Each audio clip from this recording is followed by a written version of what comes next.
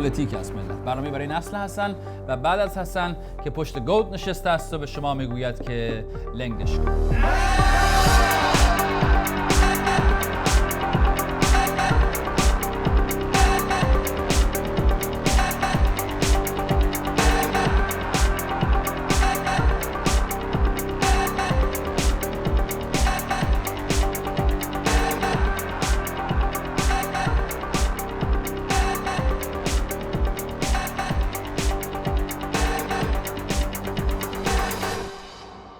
شنوندگان عزیز توجه فرمایید. خب خوشبختانه بار دیگر با تکیه بر کار، تخصص و توانمندی ملی یک پهپاد جاسوسی اسرائیل سرنگون شد. پدافند نیروی هوافضای سپاه دیروز یک فروند پهپاد جاسوسی رژیم صهیونیستی را قبل از ورود به حریم منطقه هسته‌ای نتنز سرنگون کرده. بینندگان عزیز توجه فرمایید. این کار خاصی نیست اینا که تو بوخ. من خودم بچگی که بادبادک بازی می‌کردم چپ و راست آقا می‌زدم با سنگ بادبادک‌های دیگر می‌آوردم پایین. بادبادک‌های سابق الان اسمش شده تهباد. تهباد چی به پهباد؟ پهباد. خدمت شما عرض که در این اوضاع بی پولی و بیکاری و بی همه چیزی پهباد زدن خودش یه شغله و الان دیگه این شغل وارد دنیای نوین کسب و کار شده و با ورود به دنیای نوین کسب و کار حدود 3 دقیقه با ما و صدا و سیمای آقا و رفقا باشید. با ورود به دنیای نوین کسب و کار حدود 3 دقیقه با کلکسیونی از شغل‌های عجیب همراه ما باشید. حالا یکیشو بگو ببینم. اول سطل را پایین فرستاد، سطلی که رزق و روزیش را از آب داخل آن صید می‌کرد. حالا نوبت خود اوست که اعتماد کند به این طناب‌هایی که قرار است او را بین آسمان و زمین معلق نگه دارد. حالا عجیب بودنش چیه؟ همه جای دنیا این شغل دیگه، شغل خیلی خطرناکی هم از بنده خدا. طرف خطر میکنه برای یه لقمه نون برای زن و بچه‌ش. حالا این چی شد؟ مثلا زجر. حالا یه شغل دیگه بگو ببینم. پایان‌نامه، مقاله، آی‌اس‌آی، پروپوزال، بره بالا. شغلت چیه؟ والا دادزن میگن. کتب نفیس، کتب هنری. کفشاش هم یه جور خاصیه. چرا کفشات اینجوری؟ زیاد سر پا وای میستم، طبی باشه بهتره. خب چیکار کنه؟ کفشاش هم گیر میدی تو. به جای اینکه تو پیاده‌روهای انقلاب داد بزنه بره وسط میدون عربده بزنه. اصلا همه که نباید پهپادزن و آمپولزن و دکتر بشن. بذار یه دم دادزن بشن آقا. بندم داد میزنم. الان ما واسه همین دکتری تو ایران 1000 تا بدبختی داریم ملت. به گفته رئیس کل سازمان نظام پزشکی بالغ بر 12,000 نفر از جامعه پزشکی کشور که عموماً پزشکان عمومی هستند به دلیل مشکلات فراوان وضعیت مناسبی ندارند و طبق آمار بین 8 تا 12,000 پزشک در حال حاضر بیکارند. چه دلیلی؟ چه دلیلی گفت؟ به دلیل مشکلات فراوان.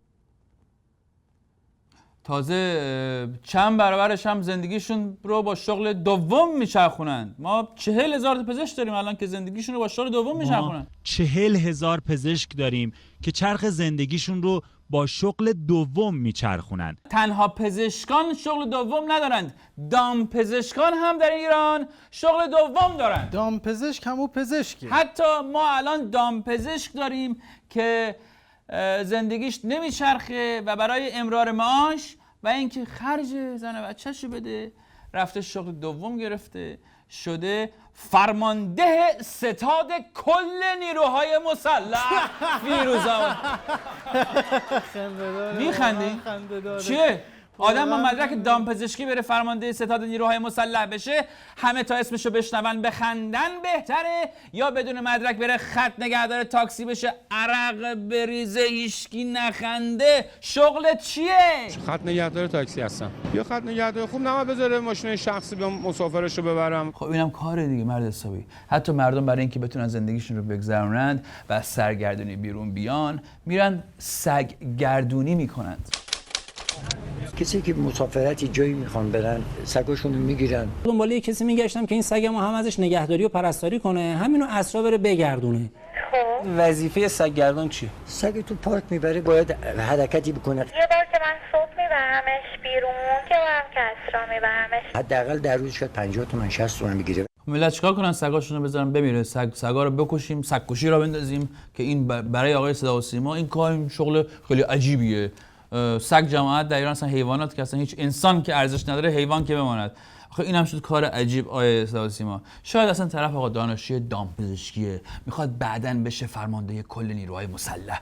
خوب شد. اینا که واقعا شغله. و حالا که البته بحث کار و شغل شد، بگم که خدمتون که ما یه سری از مشاغلمون هنوز خودمون نمیدونیم که شغله یا جرمه. مثلا الان طرف پشت بنشین مغازش می‌نویسه کلیه اجناس ماهواره زیر قیمت، بعد میری کلانتری نصف متهما نصاب ماهوارن، بعد همینجوری میشه که شغل شریف یه عده برخورد با شغل شریف یه عده دیگه است. مثلا یارو میره زحمت میکشه، تلاش میکنه، درس میخونه، کتاب میخونه، بعد وقتی میکشه نویسنده میشه. بعد شغل یه عده میشه این که برن هر چی طرف میمیسه بخونن، توش مصادیق محاربه با امام زمان رو در بیارن. مثلا من دقیقاً نمیفهمم الان شورای نظارت کتاب شغله، اینایی که مجوز فیلم سینمایی میدن الان این شغله، تکلیفه چیه؟ همین الان که خدمتتون هستم بسیجی شدن شغله. به یارو میگه شغلت چیه؟ میگه من بسیجی سنگر نور علیه تاریکی ام. این شغله. همین کار رو میکنن، دست و مشاغل زیاد میشه. بعد از طرف میپرسن کارت چیه؟ میگه نویسندن. میگن نه، یعنی شغلت چیه؟ یعنی ملت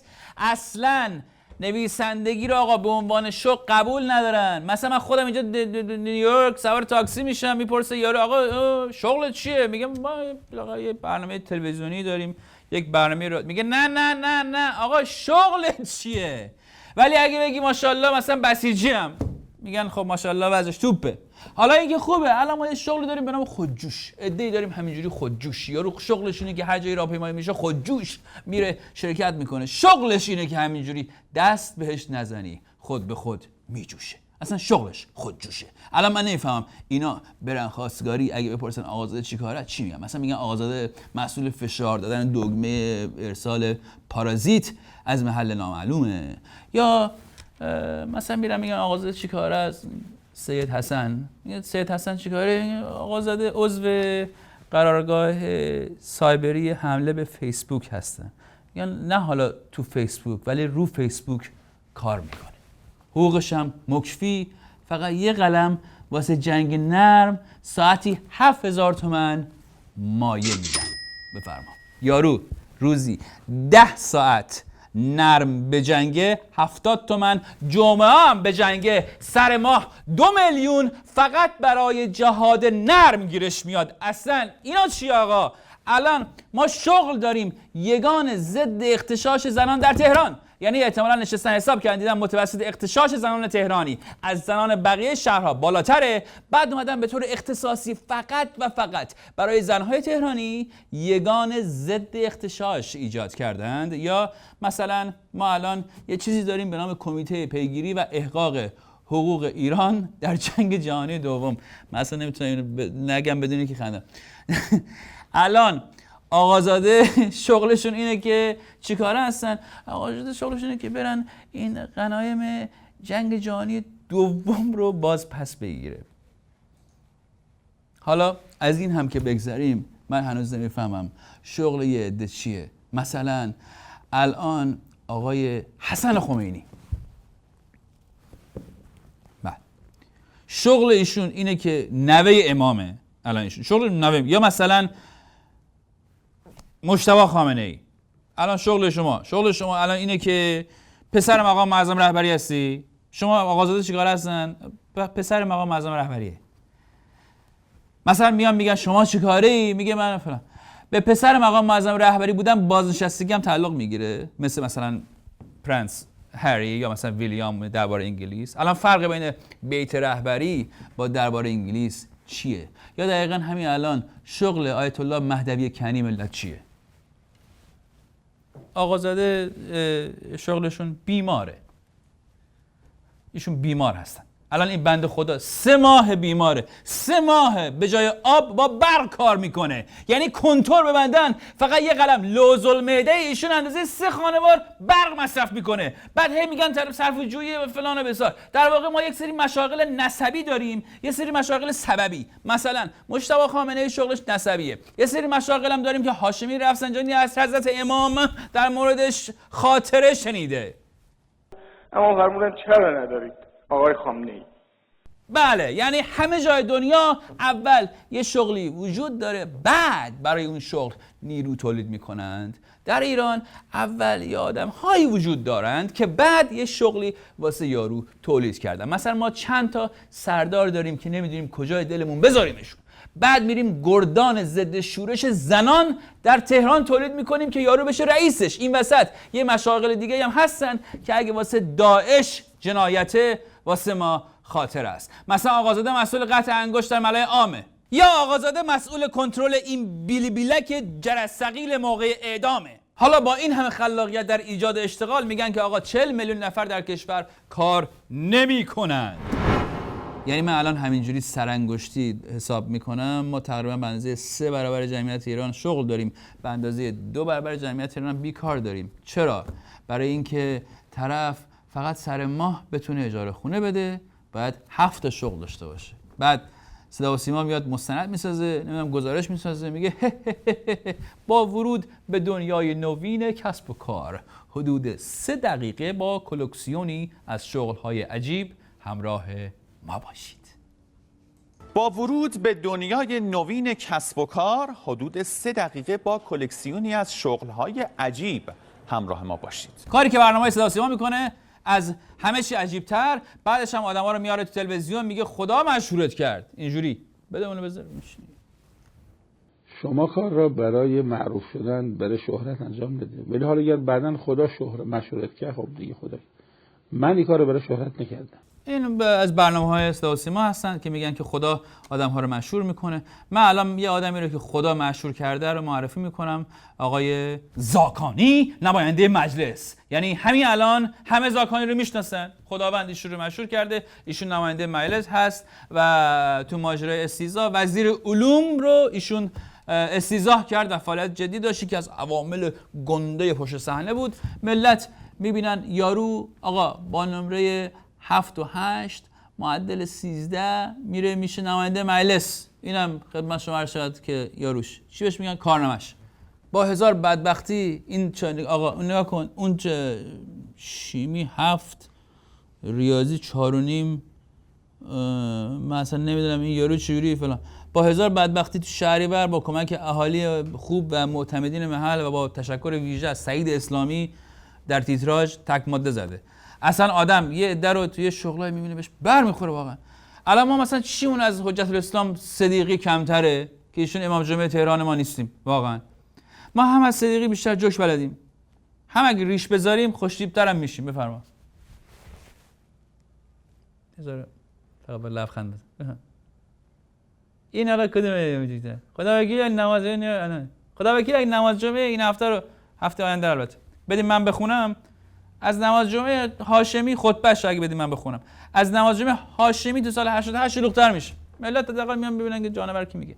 حالا از ما که گذشت، البته همه ملت ایران که پهباد زن و فرمانده کل نیروهای مسلح و مداح و نمیدونم آقازاده و اعدام در ملأ عام کن و انگشت زن و داداش رئیس قوه قضاییه و مجتبی شما نیستن که یکی به این صدا و سیما بگه آقا شغل مردم شریفی که دست به هر کاری میزنند که امروز رو به فردا و فردا رو به پس فردا برسونند رو آقا مسخره نکن.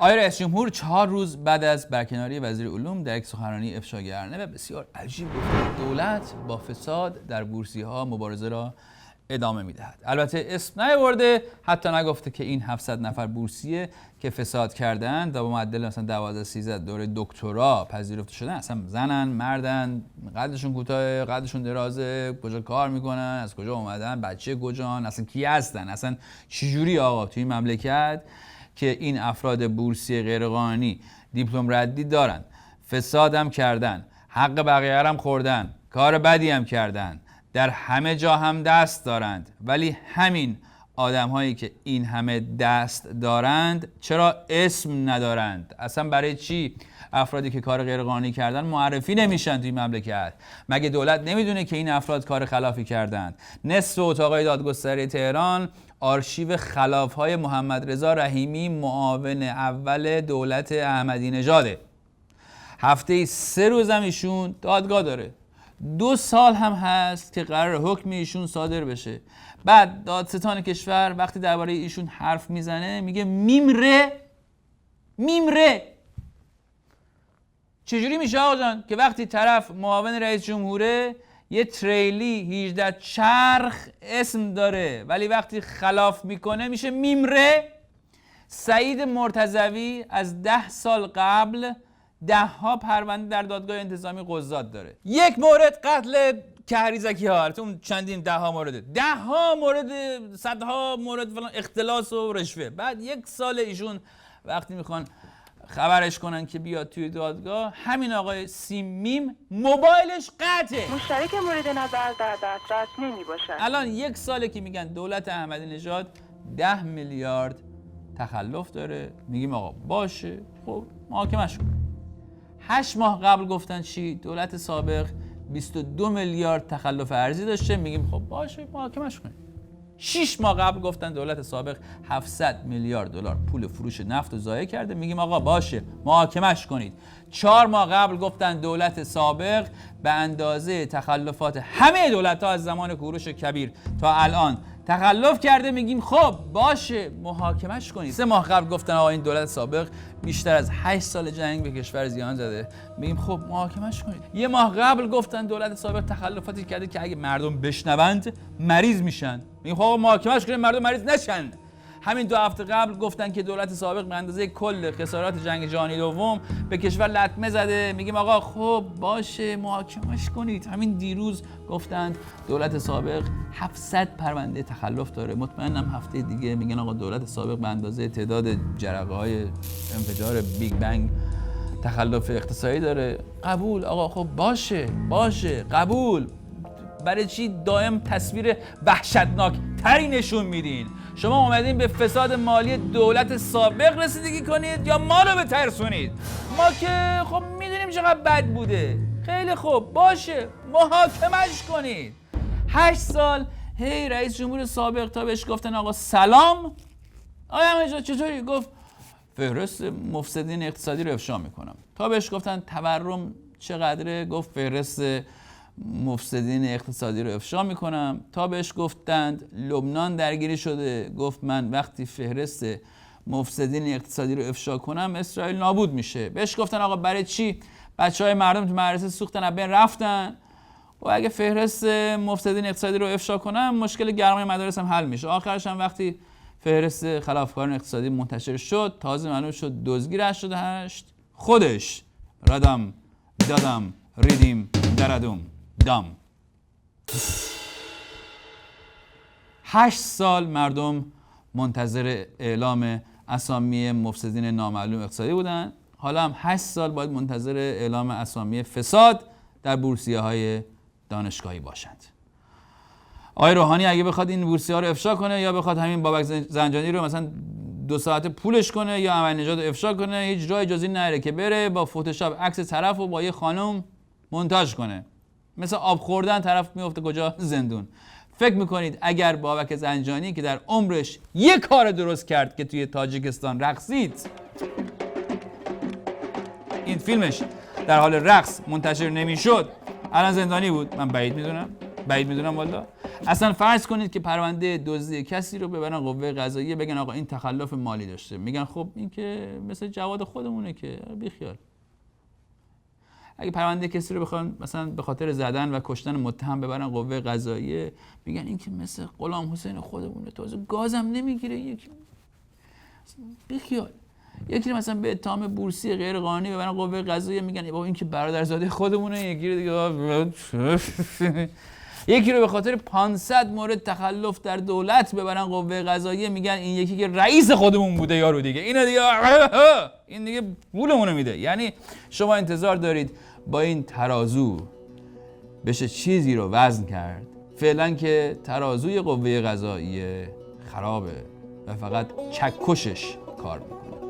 حسن هم فعلا تا چکش نخورده تو سرش بهتره بیخیال بورسیه بشه. اگر کسی 1 میلیون دزدی کرده باشه یا یک بورسیه غیرقانونی گرفته باشه یا 2 تا تخلف اداری داشته باشه، فاجعه است که حتما بهش رسیدگی میشه. ولی 700 بورسیه غیرقانونی و 70 میلیارد دلار گم شدن پول کشور و 700 میلیارد دلار اتلاف پول فروش نفت فاجعه نیست، فقط یک آماره. به قول مرحوم مغفور استالین، کشته شدن 1 نفر فاجعه است، ولی کشته شدن 1 میلیون نفر فقط آماره.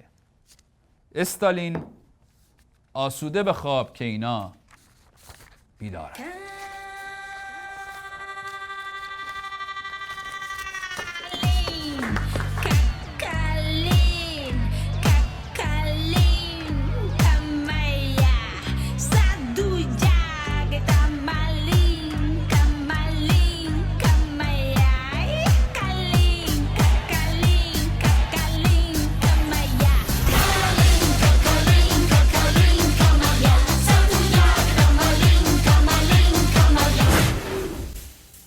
مهمان این هفته شما خانم رعنا فرهان، موزیسین و خواننده است.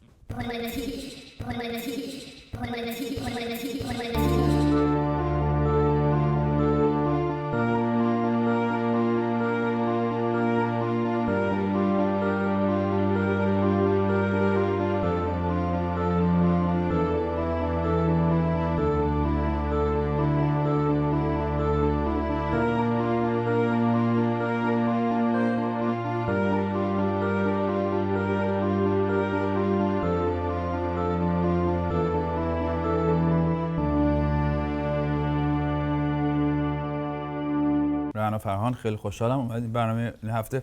این سیدی مرسی. این سیدی چندمتونه؟ بولوار عطار. این سیدی 4م به فارسیه، 5م به اگه اولیو که استاندارد و بلوز و به انگلیسی فقط خونده بودم. اگه اونم حساب کنیم میشه 5م. تو ایران شروع کردی به خوندن یا اینجا؟ تو ایران شروع کردم خوندن. وقتی خیلی بچه بودم، خیلی کوچیک بودم، آواز میخوندم. من میرفتم جلوی آینه، لوازم آرایش مامانم استفاده میکردم دیگه. خب تا اینجاش که من تو مشترکیم. تا اینجاش من همین کارا رو میکردم ولی من خواننده نشدم. بقیه‌اش چی؟ بعد چی شد؟ خب این برای پرفورمنس آماده میکردین خودتون، برای اجرا در هر حال. من بعضی موقع فکر می‌کنم اونا تمرین بوده میره. بعدش خب یواش یواش شروع کردم با گیتار خودم همراهی میکردم، آواز میخوندم، هر جا توی دیگه مهمونی‌ها این ور اون ور هر جا میتونستم اجرا میکردم. چه آوازایی اون موقع مثلا کیا رو گوش میخوندی؟ نه اتفاقا من هیچ وقت آهنگ فارسی نمیخوندم. از بچگی؟ از بچگی خارجی بود؟ از بچگی خارجی. خیلی علاقه داشتم به موسیقی غربی، به خصوص به بلوز و به مثلا راک، به فوک. مثلا آهنگای چجوری آشنا شدی اصلا؟ از چه خانواده‌ای میای که از بچگی بلوز و جاز در اختیارت قرار داشته؟ من از بچگی به ما که معذرت میخوام، به ما از بچگی آیسوپوله و نمیدونم فرامرز دعایی و آشورپور در اختیار ما بود، اینجور چیزا. نه من پدرم خیلی به موزیک علاقه داشت. مثلا صفای کلاسیک داشت، منو میبرد تالا رودکی که مثلا اپرا رو با هم گوش میکردیم و آهنگای پاپ هم خیلی دوست داشت. مثلا آهنگای پاپ فرانسوی، نمیدونم انگلیسی، ایتالیایی، من اینا رو میخوندم اصلا نمیفهمیدم چی دارم میگم. و بعد اتفاقا به مامانم گفتم میشه مثلا بذاریم یه مدرسه که یه ذره انگلیسی یاد بگیرم، این خیلی دوست داشتم. و انگلیسی هم بیشتر مثلا از گوش کردن به باب دیلن و یعنی بیتل و اینها یاد گرفتم. غیر از بیلی هالیدی دیگه کیو دوست داری؟ دیگه خیلی یاد دوستم. ریتا فرانکلین رو خیلی دوست دارم. آره. بعد خیلی یاد دوستم، شاده رو خیلی دوست دارم. بعد اصلا یعنی هیچ هنرمند موزیسین ایرانی هیچ وقت مورد علاقه شما نبوده از اول بچگی تا الان؟ چرا؟ من موزیک سنتی ایرانی خیلی دوست داشتم. و فلبدای نوازی خیلی شبیه جاز هم هست. اصولا من خیلی دوست دارم موزیکی که توی فضا ایجاد میشه، یعنی همون دور و ور و یه اثر و حتی شنونده ها همه توش اثر میذارن، یعنی تماشاش واقعا زیباست. خب مخاطب کارات ایرانی هستن یا خارجی؟ مخاطب یا غیر ایرانی؟ البته اکثرا ایرانی هم، ولی غیر ایرانی هم زیاد هستن. بعد این ایرونیا، خب این موسیقی شما ایرانی نیستش، بعد میان اینجا میان کنسرت گوش میدن، معمولا واکنش آدم هایی که برای اولین بار میشنون چجوره؟ واکنش های مختلف دارن. بعضی فکر میکنن دارن انگلیسی میشنون ولی من فکر میکنم ایرانی هستش، بالاخره زبون فارسی تاثیر میذاره توی ملودی، یعنی نمیتونی مثلا بدونین یه حال و هوای دیگه پیدا میکنه. بولوار عطار کجاست؟ اسم سیدیش هست بولوار عطار. چند تا ترک داره؟ 1 2 3 4 5 6 8 تا. بولوار عطار یه جاییه که خیلی به صورت اسرارآمیزی یهو وسط نیویورک سبز شد. اینم به خاطر آره؟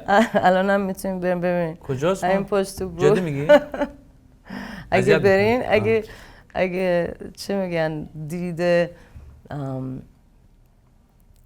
بصیرت با داشته باشی. بصیرت داشته باشی میبینی.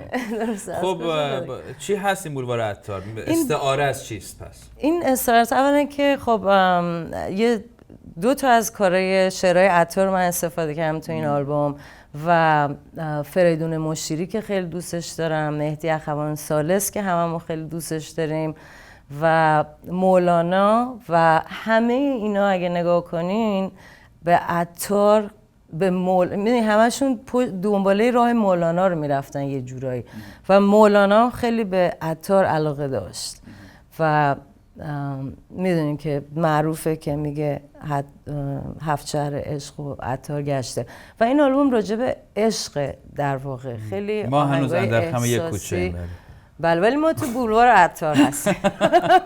خب این یه تضاد جالبیه، این عطار رو نمیدونم فریدون مشیری و مولانا که ازش صحبت میکنی و ژانر موزیکی که دوست داری کار بکنی که به شدت اصلا ربطی به شرق نداره و از بچگی هم که اصلا موزیک غربی دوست داشتی، چرا بولوار عطار رو آوردی اصلا در ژانری که دوست داری کار بکنی؟ خب من روی این ژانر خیلی با شعرهای مولانا و خیام و حافظ شروع کردم، برای اینکه خب یه ژانر تازه‌ای بود و بلوز و مثلا من همیشه میگم دلم می‌خواست مثلا بلوز رو به فارسی بشنوم، میگم چی جوری میشه مثلا یه آهنگی بخونیم مثل ادا جیمز خونده باشه، مثلا میدونی یه همچین آرزوهایی داشتم و بعد که شروع کردم بلوزو چون یه چیز خیلی تازگی داشت توی فارسی سعی کردم که از یه میدونی جایی شروع کنم، از شعرهای کسایی شروع کنم که خیلی دیگه کارشون خیلی میدونین انتخاب کلمه ها، انتخاب یعنی دیگه خیلی چه میگم استادانه باشه و در ضمن میدونین با اینکه مثلا مولانا و خیام در عین حال که استادانه است خیلی هم ساده است، یعنی بهتر مثلا موضوع عشق یا یه چیزای خیلی چیزی که توی آهنگا خیلی اتفاق میفته رو بهتر از زبون اونا مثلا بشنوم که اونا اینو چجوری تعریف میکنن. راجب چی حرف میزنه شما تو کاراتون؟ من خب راجب خیلی چیزای مختلف بستگی به آهنگش داره، ولی خب بیشتر از همه فکر میکنم راجب عشق، راجب اون مشکلت چیه خانم؟